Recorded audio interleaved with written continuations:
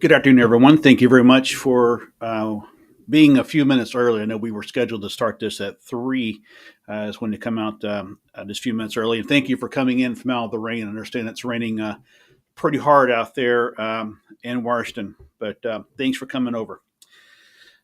This afternoon, the United States Senate passed my budget proposal.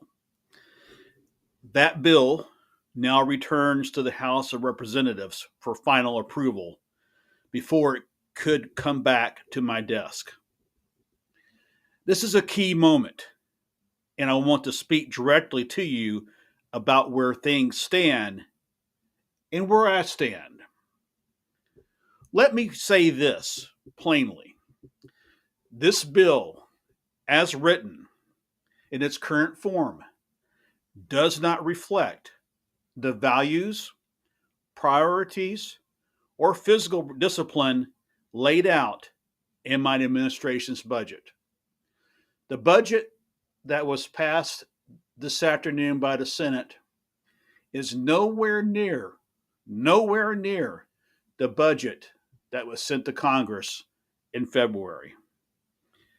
My budget was built around one goal: making life better and more affordable for everyday Americans.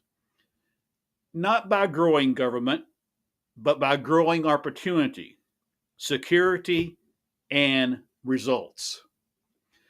The budget we submitted focused on what matters most: lowering taxes for working families, investing in roads, bridges, broadband, and clean energy, supporting small businesses, job training, American manufacturing, cutting waste, reducing the deficit, and restoring trust in government.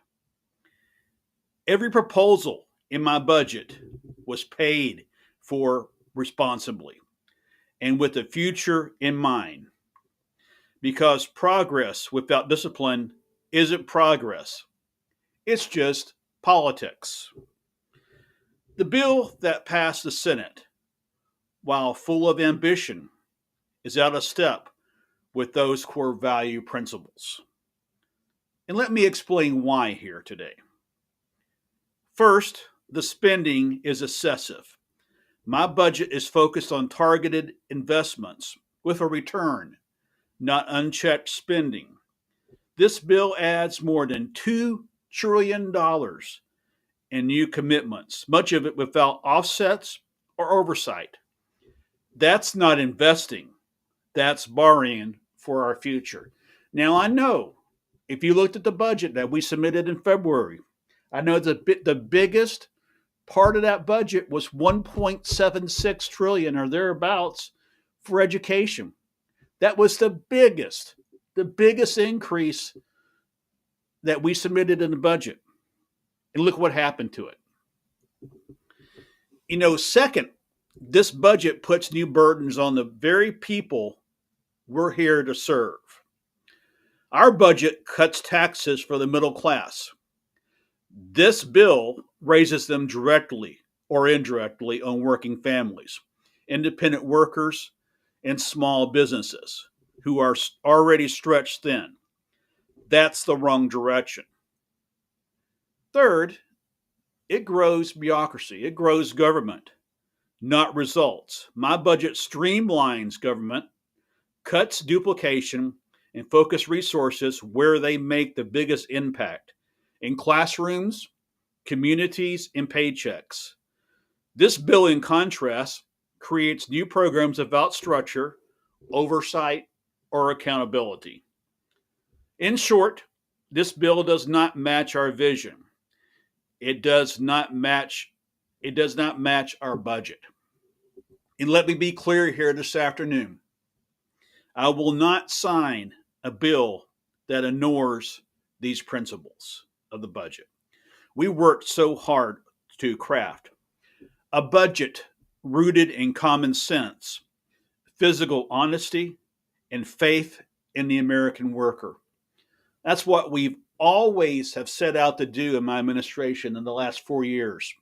We've always believed in the American worker. We always believed in the American citizen. And that's what our budget was drafted on. A lot of hours go into drafting a federal budget.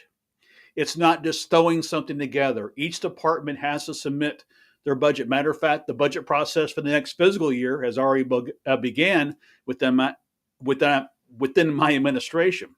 And so just trying to get this one through. I mean, we need to really think about this. We need to really think about this.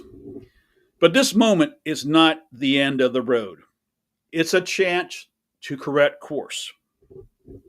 I'm calling upon the House of Representatives to fix what the Senate could not. Bring this bill into line with my budget.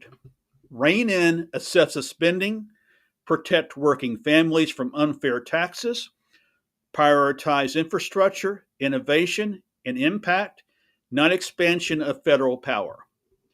You know, folks, this isn't about party lines. It's about getting it right, because the American people deserve better than a rushed, overstuffed piece of legislation that overpromises and underdelivers.